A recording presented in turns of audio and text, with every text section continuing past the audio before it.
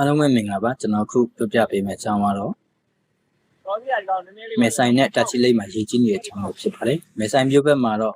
ကော့ဆိုင်ရက်ကွက်ဈေးဝန်းကျင်မှာရေတွေဝင်ရောက်နေတာတွေ့ရပါတယ်မြန်မာနိုင်ငံဘက်တက်ချီလိတ်ဘက်မှာတော့ပုံထုံးရက်ကွက်တာလောရက်ကွက်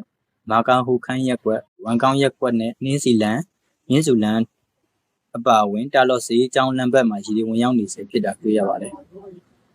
ဧပြီ29နဲ့ဧပြီ28ညပိုင်းဒီမှာတက်ချီလိတ်ထပ်ပိုင်းမိုင်းဆက်ခိုင်မှာမိုးရီရွာသွန်းနေတာကြောင့်အခုလိုတောင်ကျချောင်းရည်တွေကျဆင်းလာပြီးမဲဆိုင်ချောင်းတွင်းတို့ဝင်ရောက်လာတဲ့အတွက်အခုလိုရေကြီးတာပဲဖြစ်ပါတယ်မဲဆိုင်ချောင်းတွင်းမှာရေများမှာရခင်လိုတန့်စင်ခြင်းမရှိတော့ဘူးတက်ချီလိတ်မြို့တွင်လွယ်တောင်ခန်းကြီးရွာအုပ်စုအထက်ပိုင်းနဲ့တက်ချီလိတ်အထက်ပိုင်းမိုင်းဆက်ခိုင်အတွင်းတို့မှာအကြီးသားတွေရွှေ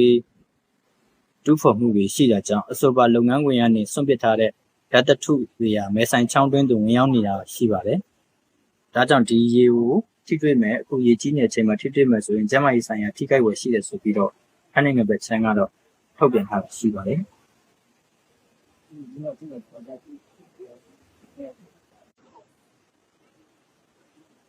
တက်ချီလိတ်မြို့ဝန်းကျင်မှာတောင်ပေါ်ဒေသများမှာမေလ2ရက်နေ့စနေနေ့ပိုင်းထိမိုးဆက်ရွာသွန်းနိုင်တာကြောင့်တောင်ကျချောင်းရည်တွေဆက်လက်ကျဆင်းလာမှာရှိတယ်လို့သတိပေးထားတာရှိပါတယ်။